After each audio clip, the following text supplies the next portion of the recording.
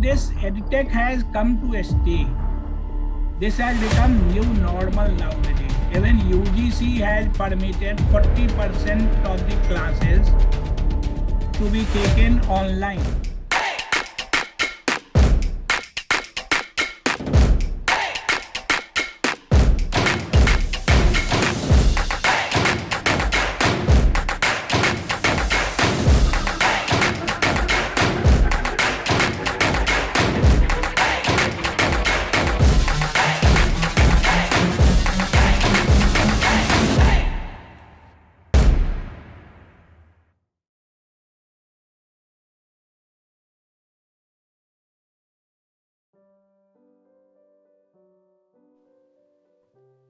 Hello and welcome to the Honest Talk by Freak Folks.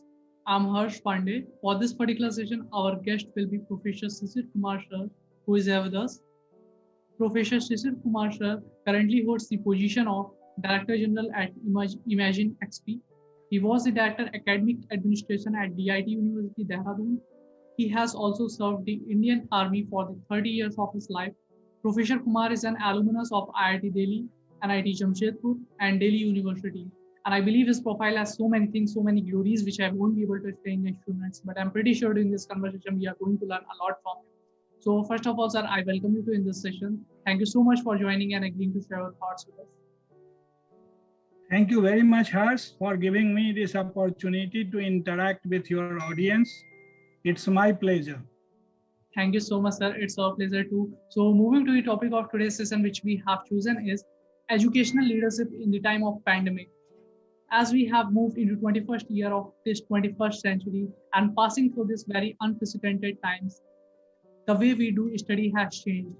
We now operate in a new environment that can be very aptly described as volatile, uncertain, complex, and ambiguous. The pace of change is fast and getting faster. Organizations are flatter, customer demands are ever increasing, competition is global, and continuous disruption are now considered as new normal. So my very first question to you is what is needed to survive and thrive in such a VUCA world, especially if we focus this talk on educational system?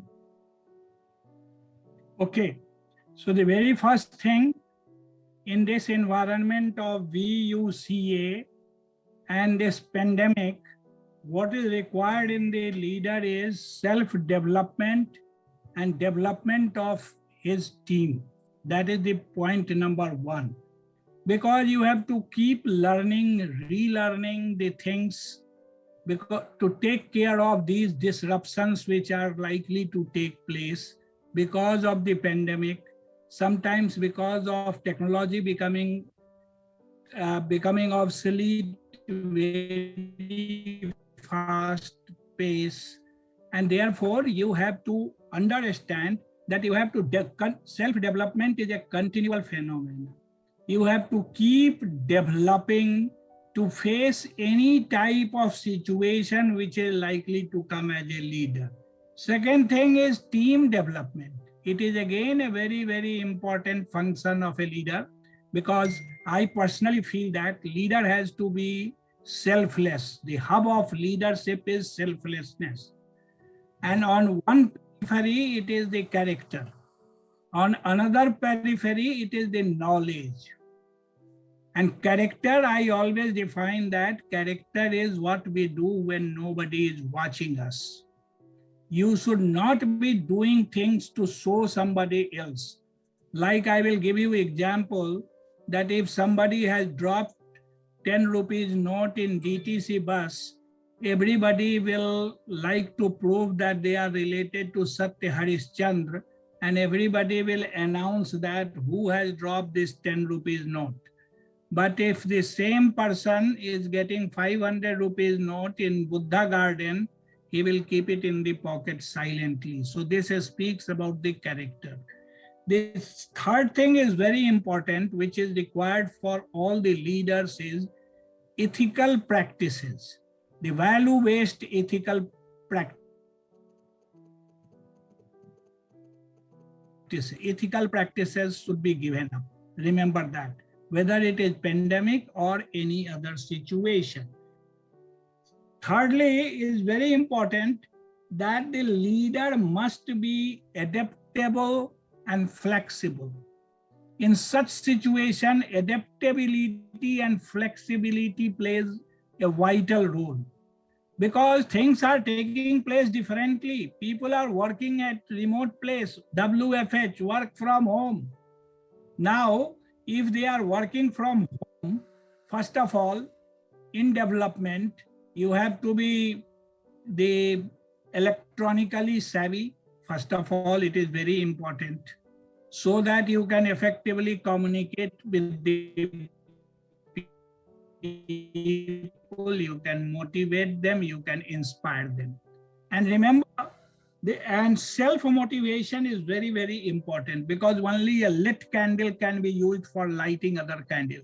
If as a leader, I am myself not full of energy level, you have to, it is nothing but the energy.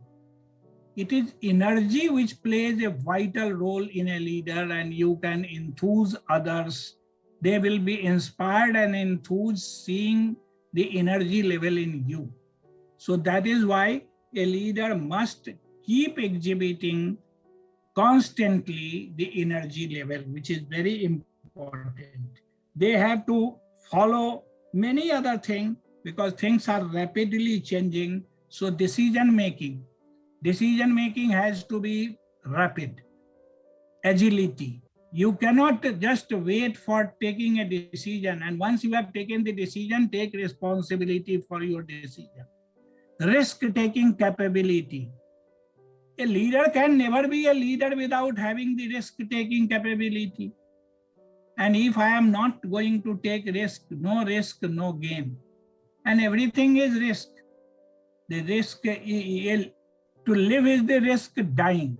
And the greatest risk in this world is not to take any risk, remember. So they have to be a risk taker. Thirdly, they are mostly dealing with Generation Z. Generation Z, if you are going to deal with Generation Z people, and we are from just before millennial, you remember, baby boomer generation. If a person from baby boomer generation has to inspire Generation Z people, then I should myself be aware of 21st century skills. And therefore, Erwin Toffler has said that 21st century literate will not be who will know how to read and write. They will be one who can unlearn, relearn, and de-learn the things.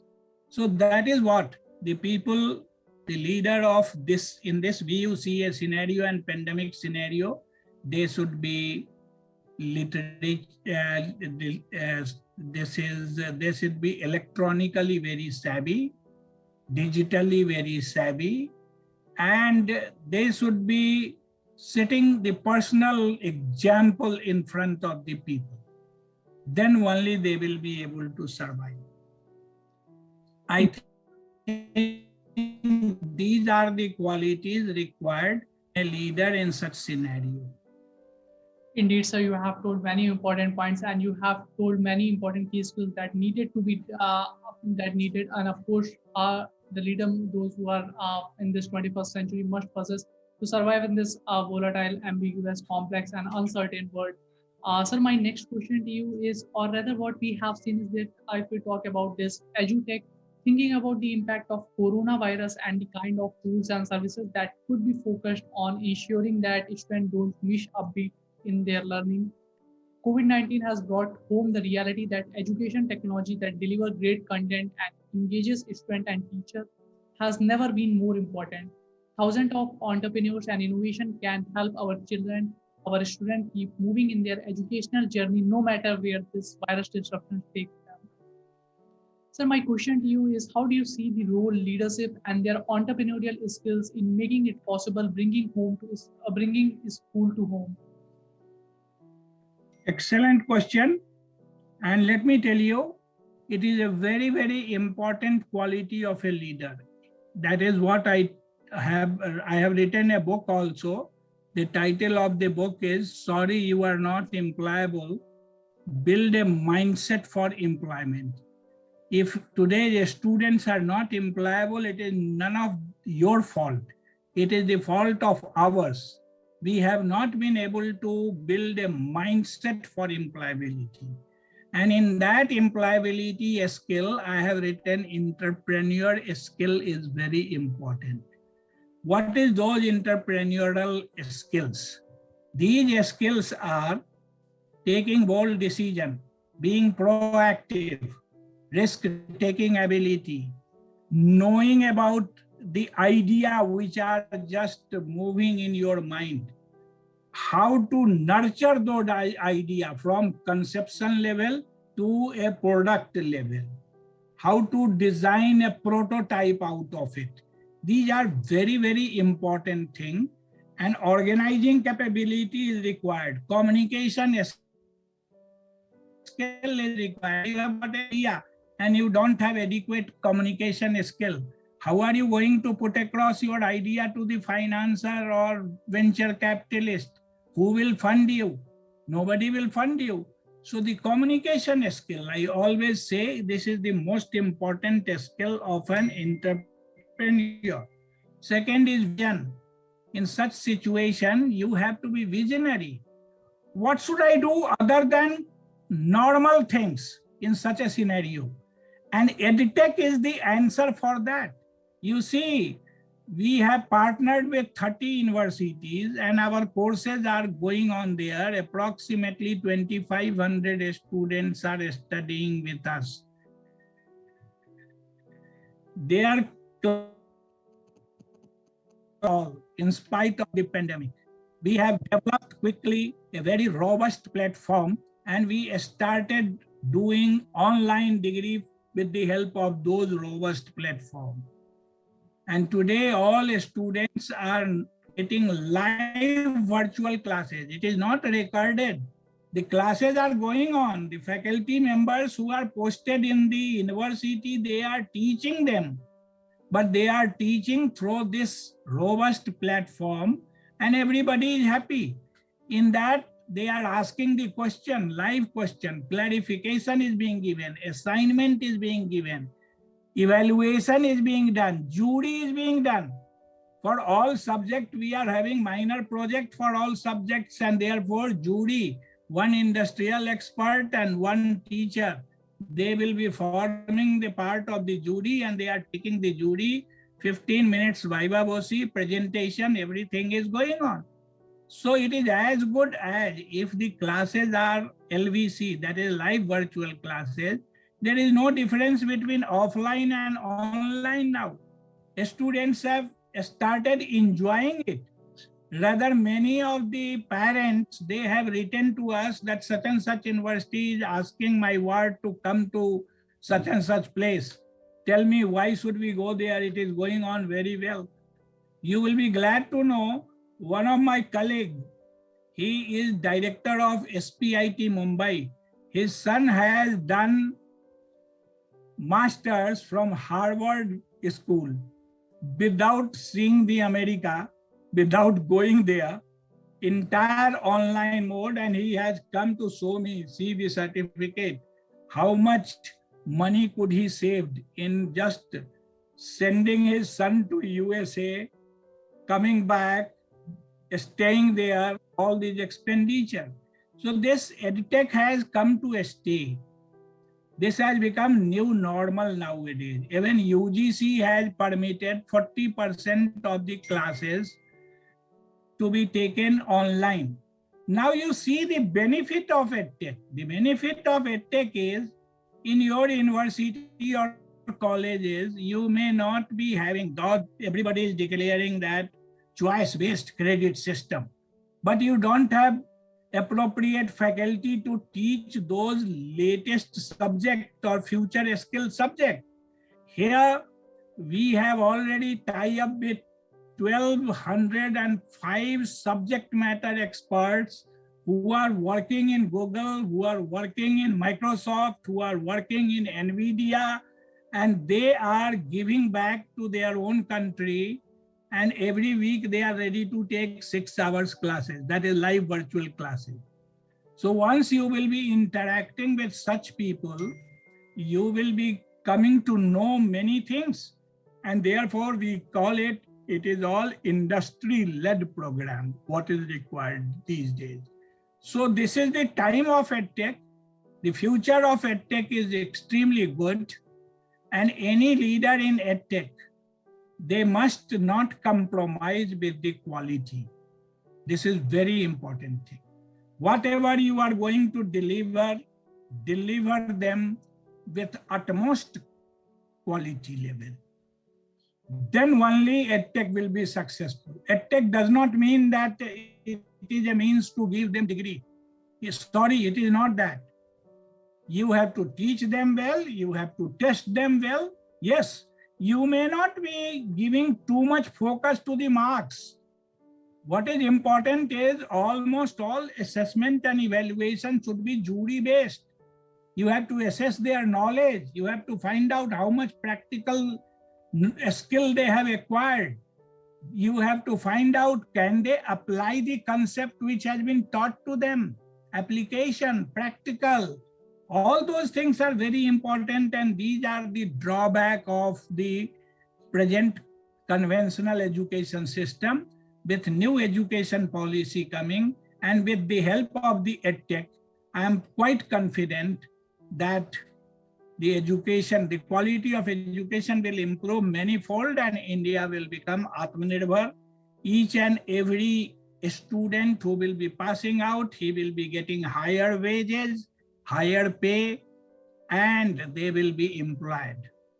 They will not be employed just based on degree. They will be employed based on the skill they have imbibed, they have learned. Thank you. Indeed, sir, you have again many important. Your question. You have told many important things. You have told the emergency and the need of entrepreneurship. In fact, our government also started understanding the need and what is the emergency of entrepreneurship in this unprecedented time or a way before, whether it is a Skill India, whether it is a Atmanirbhar Bharat, whether it is a Make in India.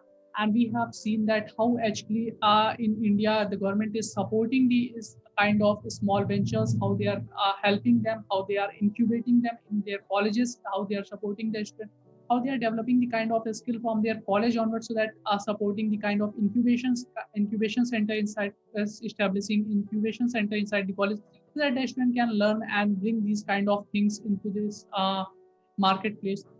So you have given a very excellent example of your own organization, how actually it is, how actually EduTech will be the future, how actually. Sir, my next question to you is, how do you see the future of EdTech in the next 10 years, especially if we talk about in India? You have told the future is very bright, but how will it be? Please give us a little picture. You see, the future of EdTech is very, very bright. Why it is so bright? Because the present conventional education system is suffering from many inadequacies. The first thing is too much focus on theoretical aspects. The second thing is everybody is worried about passing the examination and getting the degree and marks. If you are obtaining 80% marks, your parents are also happy, you are also happy. So today what is happening in most of the higher institutions, I have seen 3-4 days before the examination, you just mug up everything and just vomit it in the examination, and after that you forget everything. This is not going to work to anybody else. Nobody is understanding the application of it. You also know how the practical classes are being conducted. Now, the answer to all those things are the EdTech. EdTech gives you the virtual practical classes. You have to do it. Like example I am going to give you, in most of the program, all subjects are followed by minor project. So this is also project-based learning. So what happens that you will be getting hands-on experience. We are also giving live project, which is being given by the mentor from Singapore or Hong Kong or USA. They will be giving this. And while doing the project, they will be mentoring you on daily basis. And if you perform innovatively, creatively, then you will be getting a job also with their firm, maybe in Singapore, maybe in USA, maybe in Hong Kong. So this is what the EdTech does. EdTech, presently you are going through the curricula which has been made. It is archival, okay? It is very old. If I am a teacher, I will be teaching you what I have learned 30, 40 years back. But today, the technology is moving in a fast pace. What is the point teaching you which are totally irrelevant? So in my place, how we have started, we had a conclave of industrial doyens. We invited them and we asked them that we are going to start these courses. Please suggest what is to be taught. So in that conclave for whole day, it was a discussion for 8 to 9 hours. We recorded the entire curricula, entire suggestion and recommendation by industrial people. Next day, we had a conclave by academia. We invited people from IIT Mumbai, we have invited people from IIT Delhi, then NID, then NIFT, and many professors like vice chancellors, they all have attended this meeting. And we have given them that this is what industry has to tell. Now, what is your recommendation on that? And based on their recommendation, we made a curricula, which we are going to every university, and we are the member of the Board of Studies. We are passing it out in the Board of Studies, and we are following.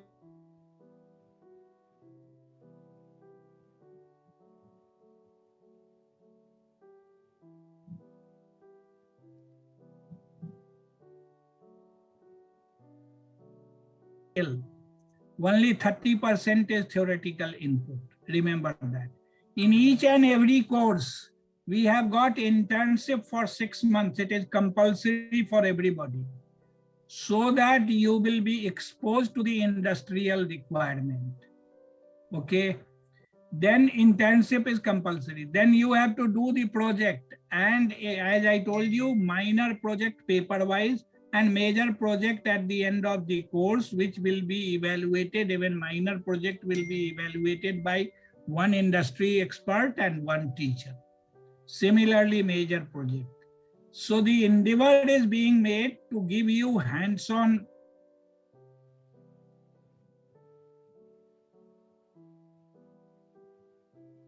confidence. And with the help of those confidence, you will be able to do extremely well in your life or wherever you go. So these are the benefits of EdTech.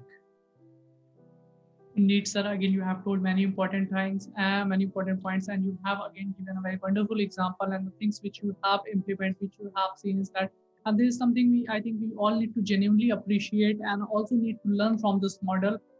Sir, my next question to you is what we have seen last year. Our education minister announced the new education policy. Sir, what do you think? How much time will India took to actually implement this new education policy on the ground level? How much time will it take? You see, policy is extremely good, but it all depends on implementation. We are very good in theoretical things. You know, India is extremely good in theoretical things. Preparing policy, it will not be giving you the desired result until and unless it will be implemented. But implementation is not that easy, because a mindset has to change. Until and unless mindset will change, nothing is going to happen. First of all those regulating body, their mindset needs to be changed. There is no need of regulating body, in fact. You see, regulating body differentiate between the private university, deemed university, and there are varieties of universities itself. Why should anybody differentiate? Now new education policy is telling that every education university, whether it is a private, whether it is a deemed, whether it is a state run, they are doing the same thing. They are in the field of higher education. Like our company is only company which is in the field of the higher education. There is nobody who is in the higher education. We are running offline courses. We call those courses as for credit certification course or embedded course. It means we are going with the university and we are running it for which university. Why we are going to university? We are going to university only for the degree and use their infrastructure. So, and we are also running certification courses. And these are all in the area of the future skill.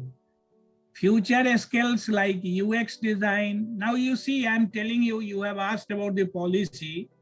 As per policy, they have given permission to run these futuristic courses. But when we went for approval, our 14 courses have been approved by AICTE. And our startup was told to deposit 5 lakhs rupees as a bank guarantee for each course. So for 14 courses, we were supposed to deposit 70 lakhs rupees, which a startup cannot do. So we thought that our value proposition is so good that why should I put bank guarantee 5 lakhs? Even if it is not approved by AICTE, but it is required by the industry, therefore people are doing it. And we are doing it. So your question is right and apprehension is also right. It will take a lot of time. Now, it cannot be done. It is not a switch button approach. They say that in the vernacular language, it should be taught. It means if engineering will be taught in Hindi, it will be taught in Gujarati, it will be taught in Bengali, it will be taught in all other local languages. It will take time to create the books and other things.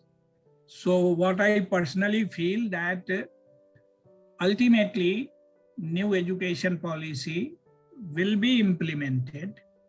And it is good that it should be implemented.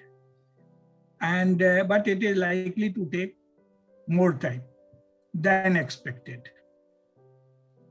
But in between, wise people are taking decision. They are combining with the EdTech organizations and they are giving what is required to them in online as well as offline mode. We have got varieties of products in which Imagine XP is giving to the people. One of the product is known as Degree Karo. It means it is for the people who have been authorized online degrees. So we will be giving them online degree certification also. In that, we have got 2 types of program. One is somebody who is working. Second is we have tied up with the industries. There are varieties of industries where we have tied up and we will be teaching their people how to be effective, how to enhance their efficiency and effectiveness. And after giving them 3 months training, they will be at their work site. And while they are working, we will also be teaching them. And at the end of 3 years, we will give them degree for which they are working. So this is also going on side by side. We are also running certification courses. Many people are doing, more than 150 people are doing every month. This is being done through My Coach. This is online mode, which we have developed, and we give them certification. So other than formal degree of 4 years and 2 years and 3 years, we are in the area of fintech. We are in the area of UX design. We are also in the area of industrial design, game design, then blockchain.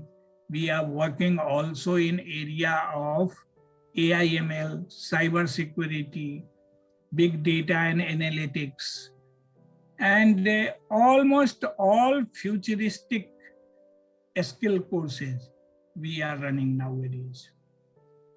Indeed, sir, you have told so many important things, and I think the viewers, those who are watching, they are surely going to find us insightful. Not only I think, but I do strongly believe this, sir.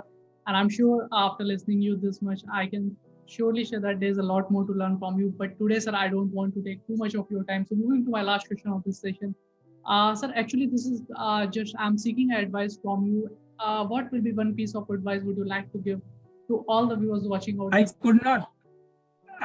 could not get your last question. Sir, actually, I'm repeating. At last, what will be one piece of advice would you like to give to all the viewers watching this session, how they can enhance their leadership skill in this new era? Yeah, I will like to tell the form of couplet. The couplet goes like this. परिंदे रुकमा तुझमें अभी जान बाकी है, मंजिल दूर है बहुत उड़ान बाकी है, आज या कल मुट्ठी में होगी दुनिया, लक्ष्य पर अगर तेरा ध्यान बाकी है, यूं ही नहीं मिलती रब की मेहरबानियां, एक से बढ़कर एक इम्तिहान बाकी है, जिंदगी के जंग में हौसला है, जीतने के लिए सारा जहान बाकी है. My one advice to audience is never dream. Keep dreaming. If you don't dream, you will not be able to achieve your dream. Because Iqbal है said, मंजिलें उनको मिलती है जिनके सपनों में जान होती है, पंखों से क्या होता है, हौसलों से उड़ान होती है. So keep dreaming. And therefore my company name is Imagine XP. Imagine means dreaming, imagining. XP means experience.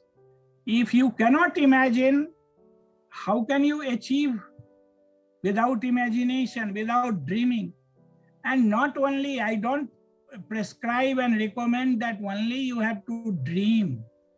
You have to work hard to make sure that your dream is fulfilled. And again, I will quote that one of the very, very good poet, and he has said that if you have got thought process in your life, and if you have got capability to make sure that whatever you have dreamt, you can fulfill it. So basically it is theory of belief. You have to start believing in yourself. If you believe that you can do it, you will be able to do it. If you don't believe that you will not be able to do it, you will never be able to do it. So develop your belief system. India is a great country. Good and bad time will keep coming. I'm sure that this time will also be over. I wish all your audience to remain safe, follow the instruction and guidelines of doctors. And in this pandemic era, I wish everybody excellent future, and another sunrise is going to come and we are going to see India out of it. Thank you very much. God bless you all. Indeed, sir, it was again a very wonderful message from your side, and I'm sure the viewers who are watching this session, they are surely going to find us inspiring as well as motivating. Thank you so much, sir, for joining and giving your important time. It was a kind of healthy conversation with you over the topic. We look forward to conduct more sessions with you in the future. Thank you so much, sir, for joining. Thank you. God bless you. Thank you so much. And God bless your audience. Thank you, sir. Thank you.